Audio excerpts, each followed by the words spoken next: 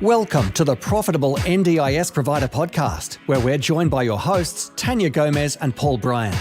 In each episode, we'll be sharing valuable insights and tips to help you turn your NDIS business into a profitable venture. So whether you're just starting out or looking to take your business to the next level, you've come to the right place. Let's stop surviving and start thriving. Hey everyone, welcome back to the Profitable NDIS Provider Podcast. It's so good to have you here. I'm Paul and I'm joined, of course, with my awesome co-host, Tania, and she's going to tell us what we're doing today. Thanks, Paul. Yes, today we have the wonderful Karen Lorenzon joining us. I was going to say Lorenzo there. Joining us, the pink-haired lazy. We've had you on the podcast before and we had a lot of fun. We thought we'd invite you back. And today we're specifically talking about standing out in the crowd. And I guess what we mean by that is Paul and I talk a lot about disability providers specifically really need to find what they do differently, what they do best, and stand out in a crowded place with a lot of noise. And so we thought that there was no one better to talk about being authentically you, standing out in a crowd, because not only are you the pink-haired lady and really live and breathe this, but you also do marketing. And so from a marketing perspective as well, I guess we're really talking about, USPs and really getting some attention in what could be considered a very saturated marketplace. So welcome, Karen. Thanks for joining us today. No, thanks so much for having me. I'm really excited to talk about this topic. I feel like I talk about it every single day. So it's really great to talk about it on here with you guys. Yeah. So I guess my first question for you is, what do you believe are the key elements to differentiate yourself as an NDIS provider? So to me, I strongly believe that you need to have a niche and you need to know what that is. When a provider says to me, "Oh, we do everything," I'm like, okay, like let's reel it back and let's find out what you actually really love to do. I'm a big believer if you don't, say you just dislike kids, like I don't know who does, but say you don't like children, but then you're like, but I'm happy to work with children. I'm like, but kids will go for the jugular. Like if you don't like children, don't work with them. Do the things that you love to do. Yeah, they'll smell feel. They go for that jugular and it's all over Red Rover. So you want to make sure that, and also if you're going to create a business, do the things that you love to do, because when we say that we work 15 hours per week, we all know that's a lie, and that could be like 15 hours a day, some days. So, you want to be doing the things that you love to do. So having that niche and have that understanding. Also, I feel as well that I've never been big on to, I guess, sales in a way. The way I think about it, if you genuinely love to do something, when you talk to someone, when you're really passionate, you just feel more connected with someone who else is passionate about what they do. If they're kind of just reading a bit of a pamphlet of being like, oh, we do, I've talked to providers that are like, oh, I do core and capacity. I'm like, cool. What do you do? What makes you different in the way that you're doing things? I think having a niche, being strong in the way that you communicate your niche to people, also being confident in the way that you talk to people, it makes people feel more genuine. There's a genuine connection. When it's just like, it feels like it's a sales pitch, I feel in the industry it doesn't work. You need to be excitable about the things that you're doing and talk about it. And it's actually okay to have a conversation and say, oh, look, Paul and Tania, this is what we're doing and this is really cool and I'm really excited about it. And this is how we do things, rather than being like, you see it sometimes and it's very much that pitch, and it's like there's no realness or uniqueness about it. That's kind of that's what sets my soul on fire when I talk to another provider, and I'll literally look them in the eyes and be like all starry gaze when they're telling me, about the cool things that they're doing that is unique as well. Yeah. I think this space where we can be, yes, you have a price guide, which I kind of call the cookie cutter version, but you can expand on that and actually provide a really amazing service for people that are in the space that are needing this kind of support. Yeah, look, I think that's really cool, making sure that you have got that thing that makes you a little bit different. And for all our listeners who aren't seeing any video at the moment, just to give you an idea on the next question I'm about to ask, both Tanya and I are here with dark hair, black shirts on, and then sitting between us, we have the pink-haired lady who literally has the pinkest hair I've ever seen, awesome pink top on, and she is standing out in this crowd of three quite successfully. So could you give us some examples? Obviously, the visual is really important, but examples of compelling USPs that providers have used to help themselves stand out from the crowd, to give our listeners some ideas. Yeah, look, there's a couple that come to mind. So there's one provider I know. She runs an amazing online kind of platform. Her name's Tara from Me Plus More. And so she actually runs a platform and is to a really great niche. So only to people who have an intellectual disability, which I absolutely love. But everything on her website and flyers and booklets that she has is easy read. And I just absolutely love that, because sometimes even I know for myself, I'm like, you're going into something like, I really wish that was easy read. It just gives you that difference that people are needing, those kind of things. And I think sometimes I feel within this space, we forget. It's hard. It's like I feel like people forget about the participants per se, but they are thinking about them, but they're not thinking about them, if that makes sense. Yep. It's like they don't think to having an easy read flyer or easy read website is actually really important. The other side of things is I've seen a plan manager.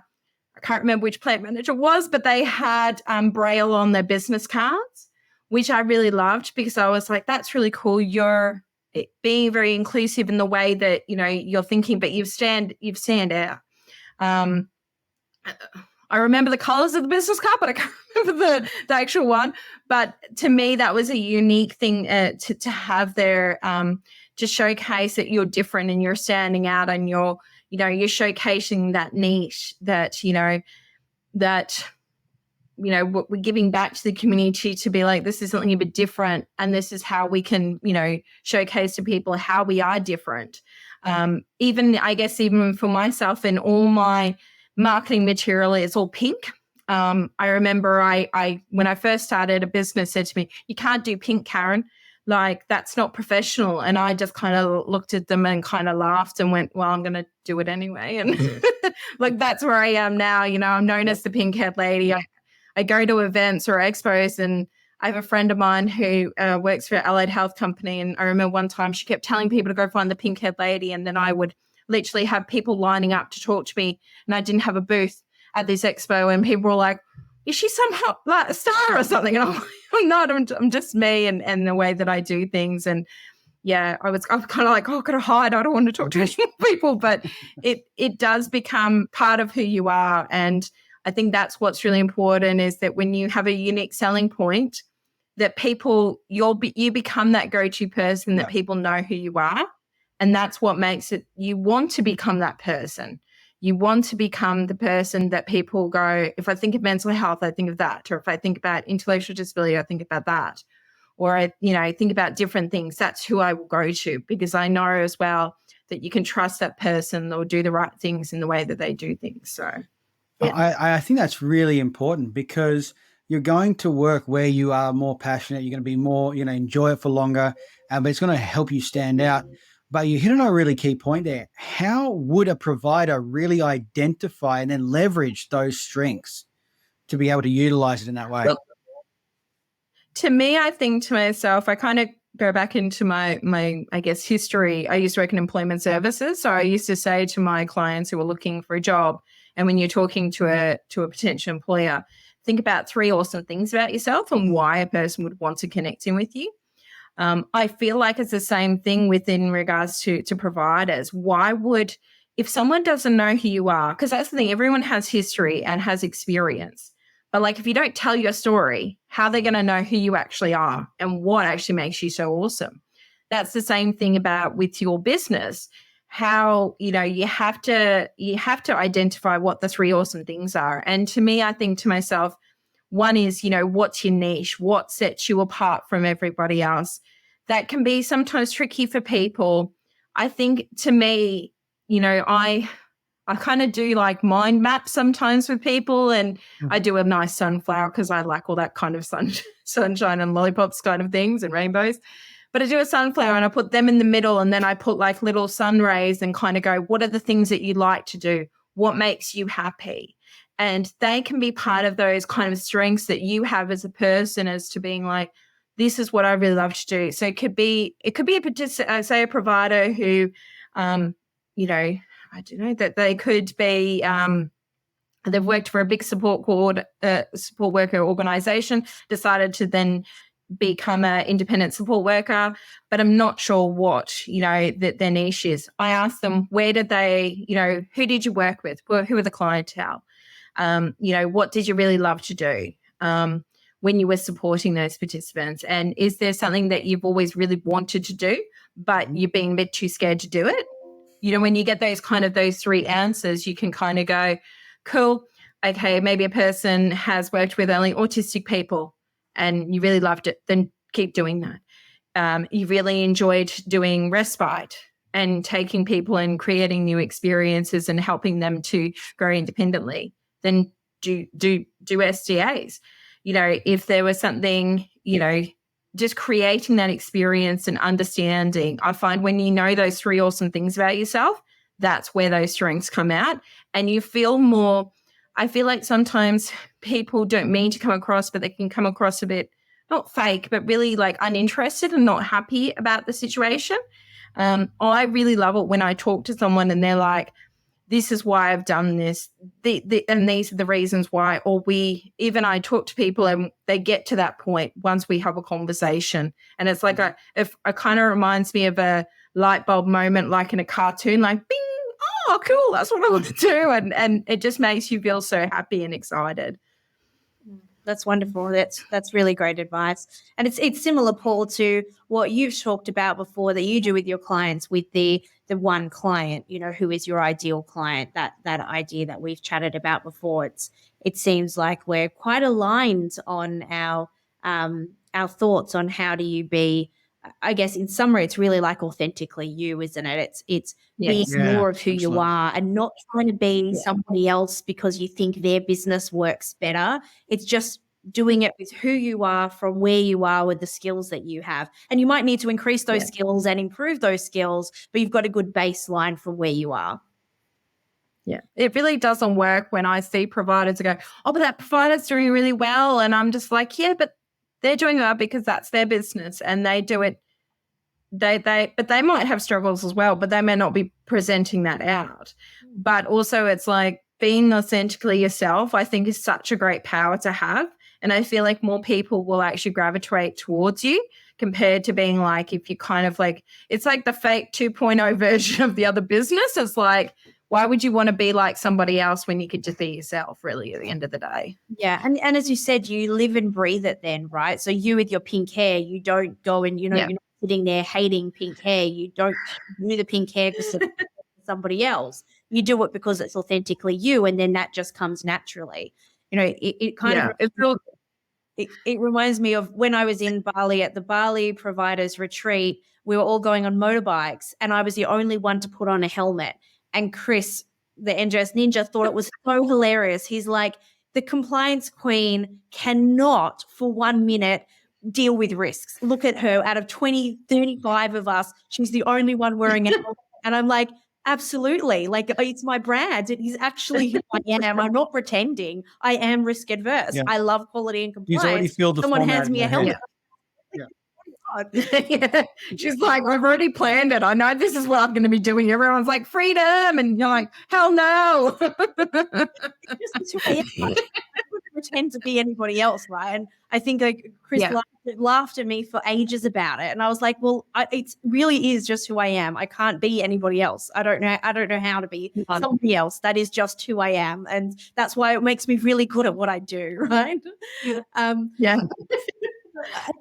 think my next question for you, Karen, is what are some things that you tell your clients not to do, things that just simply don't work when you're marketing yourself in the NDIS space? So I think being like having generic posts, like totally drives me bonkers when I see providers and it's like a very generic, like we do, I don't know, we go grocery shopping, like cool, like that's great. You've got a picture of them and they're, pushing the trolley and like, I want to know more things. I want you to tell me how you went grocery shopping, how you actually supported that participant. To me, that's what matters more than like the generic kind of post.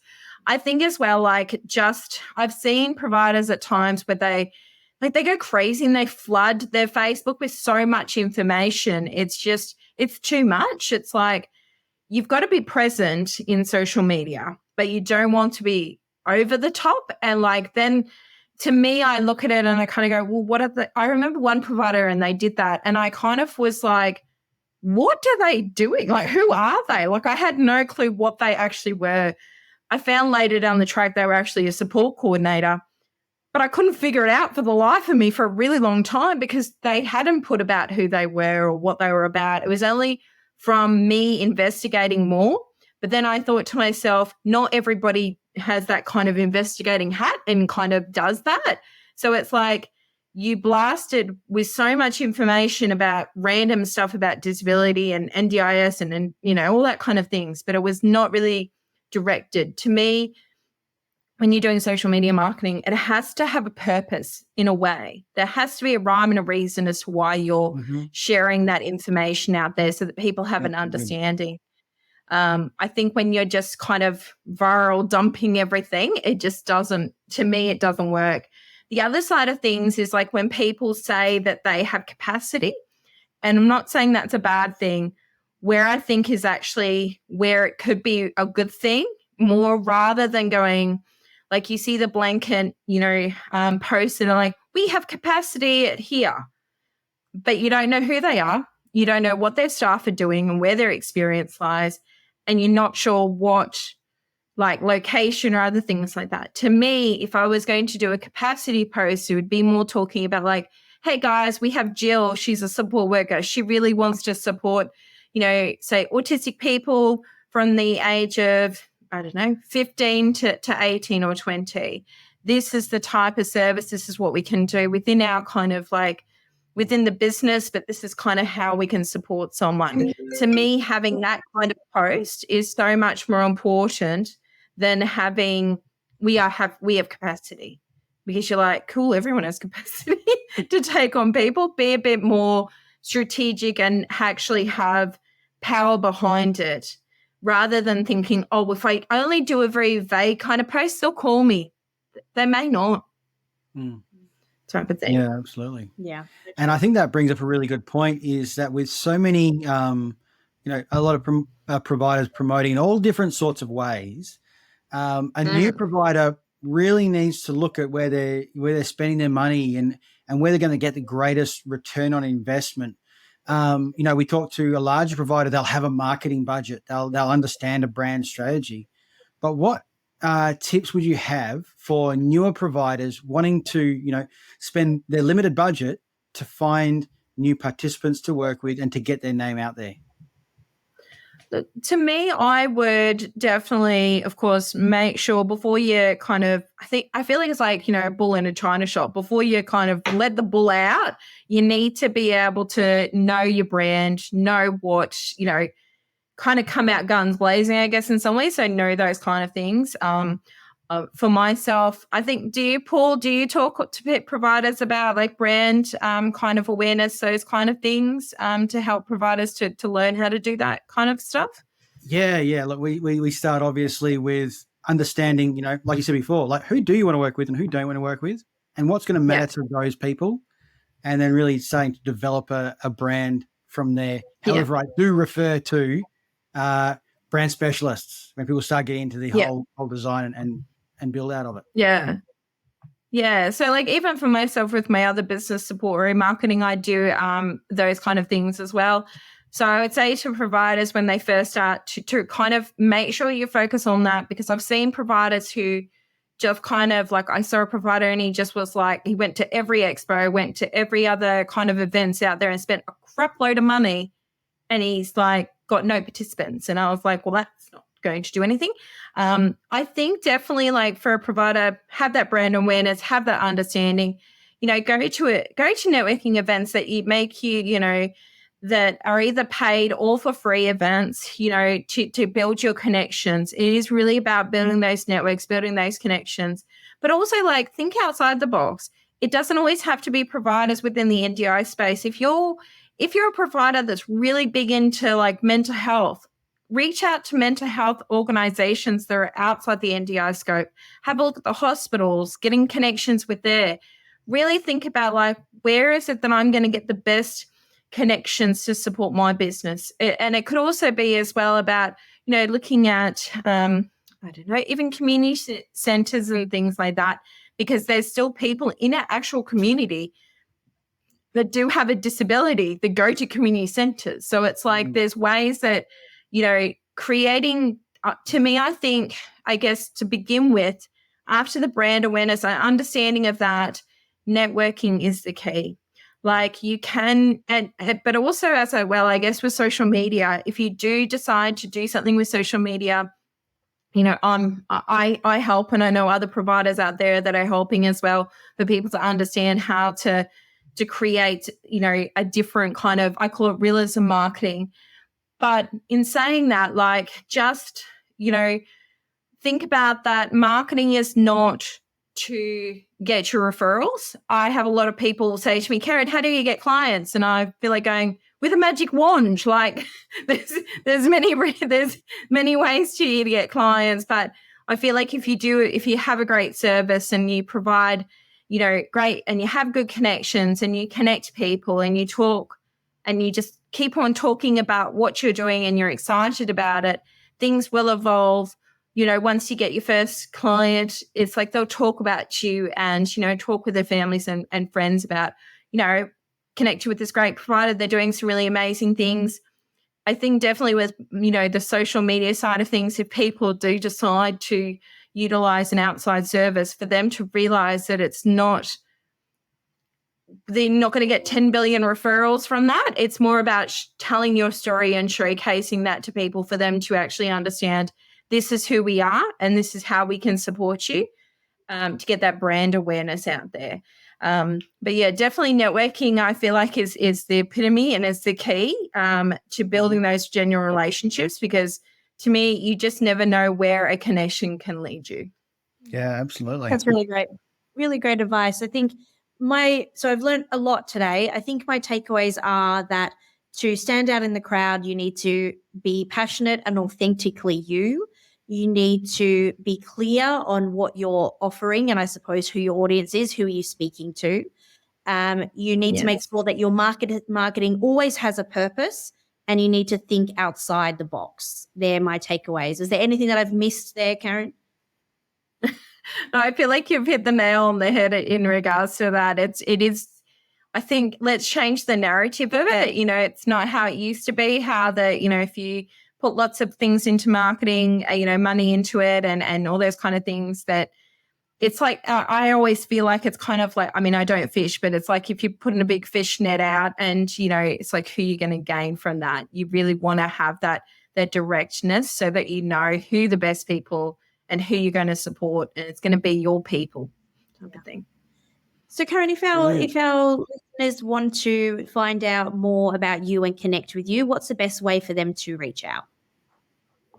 So we've got two websites. So we've got www.yourconnections.com.au with a K, and then we also have www.supportwarriormarketing.com.au, I think it is, or .com. But yeah, or just even if you find me on LinkedIn and it's like, go for Karen Lorenzon and you'll see lots of pink. If it's lots of pink, then it's me. Follow the brand wherever it goes. That's it. 100%.